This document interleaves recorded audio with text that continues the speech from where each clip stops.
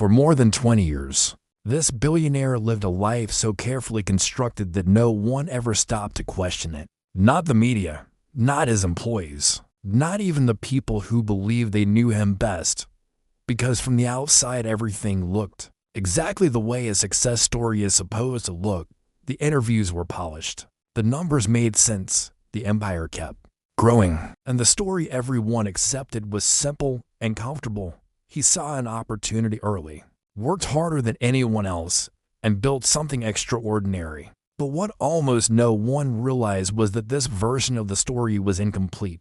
Not because it was entirely false, but because it was missing the one detail that mattered most. A detail so quietly buried that it remained invisible for 2 decades. Not because it couldn't be found, but because no one was looking in the right place. What made the secret dangerous wasn't that it involved money, or power, or even corruption in the way most people imagine it, but that if it had surfaced at the wrong time, even once, even briefly, the entire foundation of his empire could have collapsed in a matter of days, not slowly, not quietly, but all at once. To the public, he was the perfect example of a self-made billionaire, the kind that business magazines love to feature, the kind invited to conferences to speak about vision and discipline and long-term thinking, the kind quoted endlessly for clean, motivational lines about success and hard work.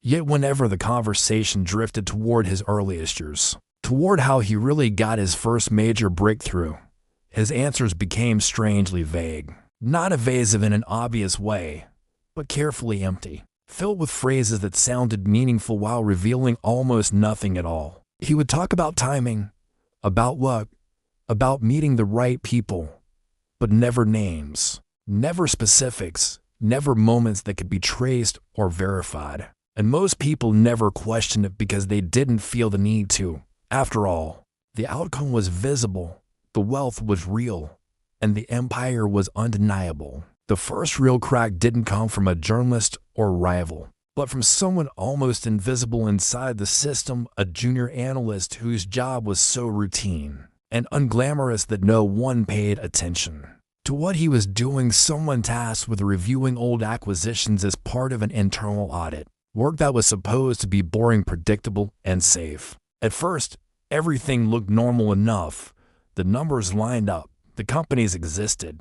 The deals had closed.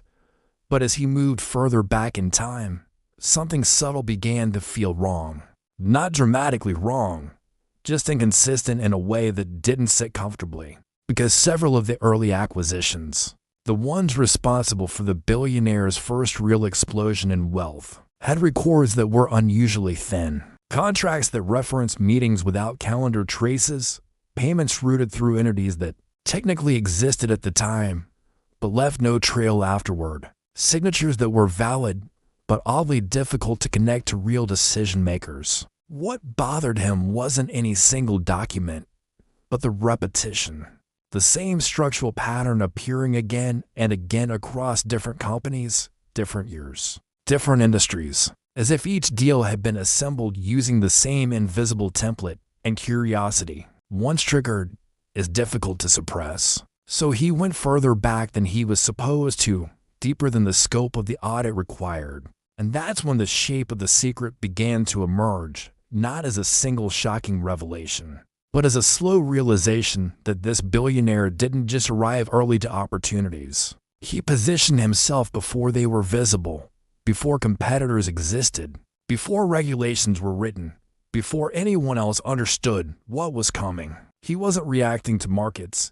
He was entering spaces while they were still undefined, exploiting legal gray zones that hadn't yet been labeled, using structures that were technically permissible but ethically questionable. And once those spaces matured, once the rules solidified and scrutiny increased, he was already too far ahead to catch. Shell companies quietly acquired distressed assets before competitors could see their value. Emerging rivals were financially suffocated before they had a chance to scale. Information advantages were not accidents but carefully engineered outcomes, and none of it crossed a line clearly enough to trigger legal consequences. But all of it lived in a space where exposure would have destroyed the carefully curated image. The world believed That was the real reason so much effort was spent later, not on growth, but on erasure. On law firms hired not to expand the empire, but to clean its footprints. On data quietly corrected, records simplified,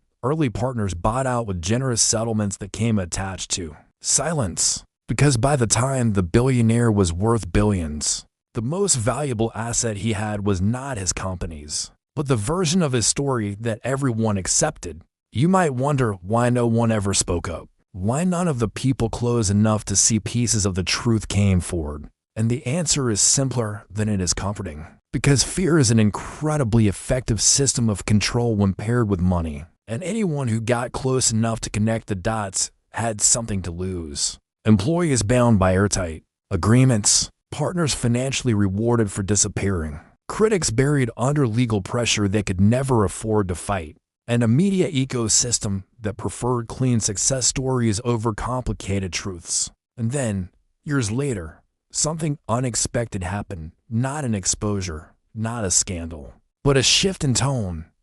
Because as the billionaire grew older and more secure, his language began to change. His interviews drifting away from hustle and motivation and towards something colder, more revealing. Comments about rules being flexible before they're written, about morality shifting in emerging markets, about most people failing not because they lack effort, but because they arrived late.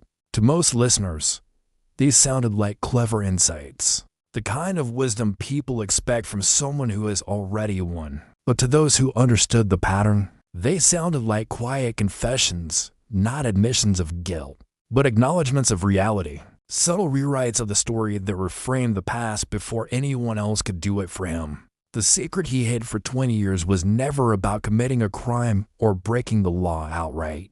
It was about timing combined with ruthlessness, about understanding that the most powerful advantage in business isn't intelligence or capital, but the willingness to act before permission exists, to move while systems are still undefined, and to clean your tracks once the world catches up. He didn't win by being better, he won by being earlier. And by the time the rest of the world understood what he had done, the window to challenge it was already closed. This story isn't meant to inspire you or comfort you. It's meant to force an uncomfortable realization that many of the people we admire for their success aren't hiding what they did. They're hiding when they did it, and timing, more than morality, often decides who is remembered as a visionary and who is forgotten entirely. So now the question becomes unavoidable. Do you see this billionaire as unethical, or simply as someone who understood the game before the rules existed? And if you had been in his position, would you have acted differently? Or would you have done exactly the same thing and hoped no one ever noticed? If you want more true stories about the hidden side of wealth, about the decisions that never make headlines and the moments that define fortunes long before anyone is watching, make sure you subscribe, because the next story is about a billionaire who lived like a nobody. And the reason why is far more disturbing than you might expect.